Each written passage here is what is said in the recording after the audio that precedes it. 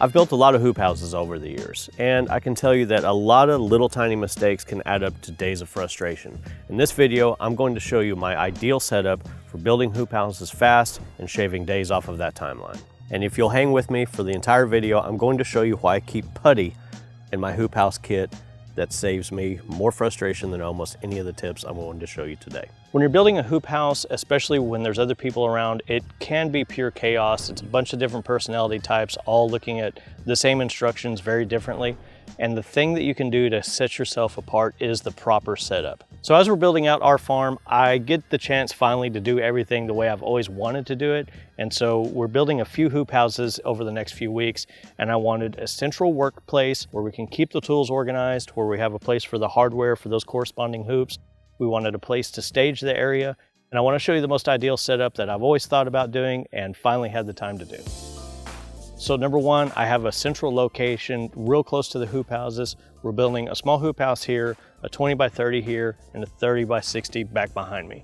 And so we have a storage facility right in front of me, but I don't want to walk back and forth all day long looking for stuff. So we took the time, checked our list for all the hoop houses that we're building, and we're putting all of that in this U-shaped tool corral that's under a shade canopy. But if we have an unexpected rainstorm, we have bundled all the tools in 10-20 trays, kind of by category, so we can quickly put it in the cart and jam it to the warehouse, or we have this tarp and these clamps to cover it up at night if we have any dew issues. So you do need electricity. We have one long extension cord that's plugged in at the shop. It's a thicker gauge that we're then dialing down to our charging stations. That's phones, batteries, Bluetooth speakers, anything that you might need to build. Plus, we have extra outlets for our corded tools like our grinder. If you're doing a DIY build, go ahead and get your hoop bender mounted. We're going to be cutting metal, so we do have a metal chop saw on hand ready to go. For some of the smaller or DIY kits, it's really handy to have a miter saw on hand. This one's nice because it's on a stand and we don't have to get up and down on the ground or do some shady stuff. Another trick, we're very fortunate that we have two big power saws to cut the wood and the metal as we're going along,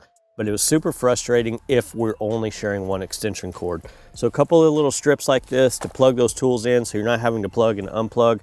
That's gonna shave off minutes per day on the build. In case you need to get high on the job site, you need a couple of ladders, and the step ladder is good in case you're putting purlins up or working on the end walls. An extension ladder, especially for some of the taller kits like the 30s, only when you're doing the metal. Like you would not use this when you're pulling the plastic. That's when you have to go to an extension ladder, or something that we're going to talk about later on, scaffolding. I've built over 15 hoop houses in the last 10 years, and I've had this painter pole on almost every single one. I covered the threads with a piece of 1-inch smooth cap from a PVC section, and I just wrapped it in duct tape. This duct tape has been on there forever, and whenever we're pulling the plastic over and having to push it over the hoops, I'm using that to kind of push it around. This is great for a small tunnel, and I can also extend it for a large tunnel. Coming around inside of the tool corral, we have a water for your hydration of choice. You'll be doing a lot of self-tapping, a lot of screwing, and so these little connectors to go ahead and put the little tips in are great. You can change the tips out as you need it. I got a box full of them that I've just collected over the years, and this just travels with me. This is the set of drill bits I inherited from my uncle that I don't actually think is a relative. But this is not the way I would like to have my drill bits, but this is the reality of what we do in farming. I would like for you to invest in some carbide bits if you're buying them for the first time. It makes the drilling a little bit easier. Another big time saving tip is a 3/8 adapter that you can put into a drill that you then put a 3/8 deep dish socket into. So as you're on a ladder or you're scaffolding, you can clamp down the cross connectors much faster than you could with a wrench or a socket. This alone is going to save you a couple of hours during the whole build. A center punch for metal, so if you're having trouble starting the self-tappers for any reason, a couple of punches on this and that'll help give yourself a little divot to put the head of the self-tapper in to get going. A couple of hammers, 2 is always better than 1. When we're cutting any metal or wood, please wear safety glasses. If you're handling splinter wood, go ahead and use the gloves. And if you're cutting any of the metal, that would help. Also keep a first aid kit around so you don't wind up like this. A couple of clipboards are nice. They can clamp down the instruction manuals and kind of save your page. That way the papers aren't flopping about. Ground post drivers will come with your kit. We've got large for the 30-footer, medium size for all the ones in between a 20 and a 12 and 10, and then a little tiny one for our cat tunnels and for our new hobby greenhouse coming up. Check with us late November. For about $75 a day, you can rent a pull driver and pound all of the posts with one person effortlessly in most soil types. Depending on the size of your hoop house, you will need a sledgehammer. I like a 10-pound for a big hoop house, and I like a 5-pound for a small hoop house. You'll need a lot of different levels for the build, starting with the line level to set your ground post, torpedo level with a magnetic base in your pocket to do quick checks all along the way, and then some of the longer ones, especially for the hat channel base, it's nice to have those to get a good accurate measurement. Back in the 1900s, we used pencils, and I have one of these just in case we need to mark the lumber, but I also have pen and paper in case I need to make a quick sketch or a store list or a grocery run. Here's a pile of tape measures. I will lose this tape measure, I can't tell you how many times, and you will too. So always have a fresh start in the beginning, and if you wind up with one at the end, congratulations, you're the builder of the year. 2 really long tape measures if you're doing a tunnel of any length, let's say 60, 80, 100, 120 foot. To be able to cross these whenever you're squaring up your hoop house, this saves you a crazy amount of time instead of walking back and forth, 2 people, one person on one corner, one person on the other. Set it right. A lot easier. Mason's line to do your straight runs and to even out your ground post. Marking tape for your corners, especially in the early layouts. And things like rebar pins or stakes are also helpful for that situation. All right, now for the charging station. If the battery's on here, that means they're cooking. If somebody takes an old battery off, it goes here. In case there's not enough room on the chargers, the new battery goes in the tool. And that way you don't confuse your charged batteries with your non-charged batteries. So have a nice little box or 10-20 tray ready for that. A few extra trash bags is always nice. 5-gallon bucket for the trash. You can tell this thing's got beat up. It's been used over the years, fell on, dropped on, ladders, whatever. But this is a magnetic holder to pick up any screws left over at the end of the job or the job workday. Now to the power tools. Reciprocating saw is nice to have. Saw with a metal blade to cut metal.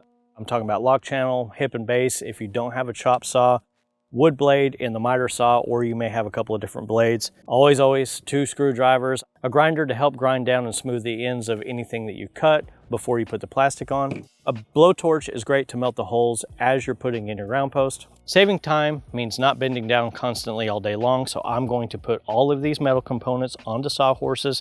You can't have enough. A couple of different ones to keep everything organized. It works great for the metal. It also works great for the wood, but you also may want to have just a couple laying around so you have something to actually cut on. Hey, and just remember, all of these little tips that are derived from actual being on the farm and doing the work over years, we're going to keep sharing those with you, so please subscribe so you don't miss the next build. The centralized location, the having extras, the renting the ground post driver, these are all things designed to save time.